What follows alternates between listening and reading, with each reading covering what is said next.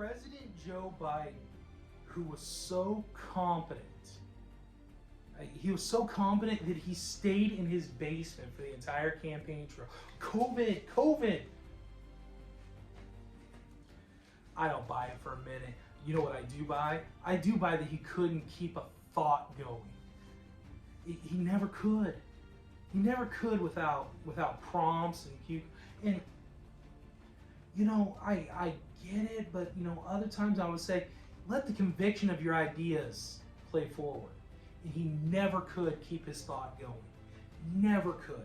Anyway, so the leader of the free world is sitting at this table, and this video clip, I wish I could put it up right here.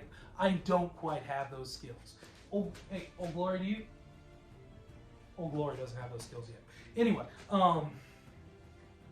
the leader of the free world sitting at a table wearing a mask, and I'll tell you what I remember the most. Vice President Kamala Harris sitting over to his right, and her hair just bouncing up and down, going, "Thank you, Mr. President." It was so caged. It was such a caged comment. But then he starts rambling, saying something, and then he said, Who am I charging to handle this? And then there was an immediate off-camera someone going, "Thank you, everybody. The president's very busy, and we need to move on." He couldn't remember who he was told to pass this off to. And you know what? We don't even know what this is.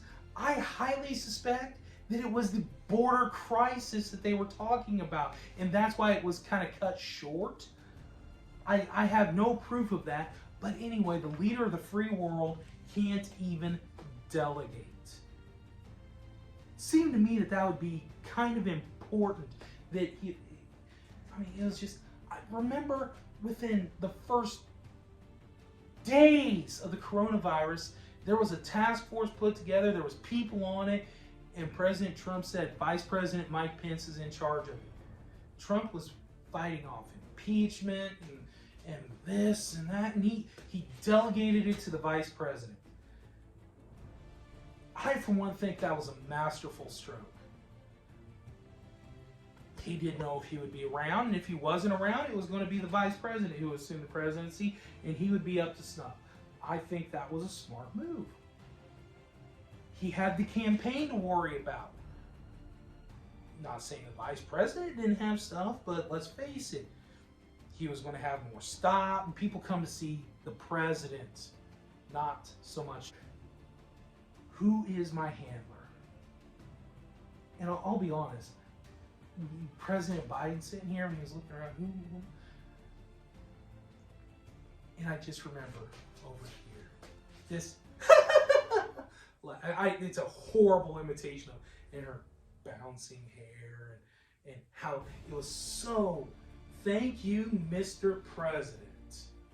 And you know, that's even the way, "Thank you, Mr. President." She leans out of it with her, with the shoulder away, and just kind of nods in that cynicism with the bouncing hair and all that. It just, if there was anything that made me want to gag more in that moment, I mean, a rabid buzzard might have been more appealing than that moment. It just seems so fake. And that's because I truly believe while he was asking who he was putting in charge to handle that, I think he was being handled. Who is President Joe Biden's handler? I think it's right here with her bouncing hair. At this point, I don't know if he's going to make it to 100 days. I think the 25th is going to be invoked on him. And I think that was planned from the beginning. And all in a ploy so they could try and say, well, we got the first woman president and secure the female vote. But I'll give you a hint. Conservatives don't think that way. We don't categorize like that.